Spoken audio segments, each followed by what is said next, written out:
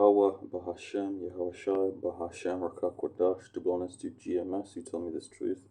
Job 13:4, but ye are forgers of lies, ye are physicians of no value. Take a look at this. So this was posted by Citizen Free Press, who now recommends healthy young people not to get the vax.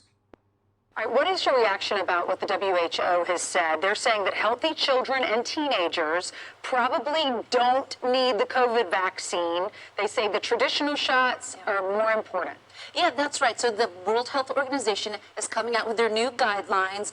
They do say if you're still high risk to get a booster every 6 months to a year. But when it comes to age 6 months of age and up to 17 years of age, that's not recommended for most young teenagers. And that makes sense. Kids, they are the lowest risk group when it comes to severe complications with COVID. And on top of that, we've reached a level of population immunity. Many children, more than 88%, have already had COVID. So they have that protection from natural immunity.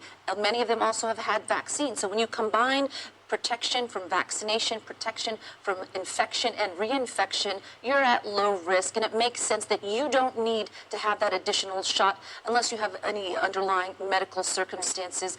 But is it a significant public health benefit to vaccinate toddlers? At this point, the answer is no. There are a lot of parents that don't want their children vaccinated.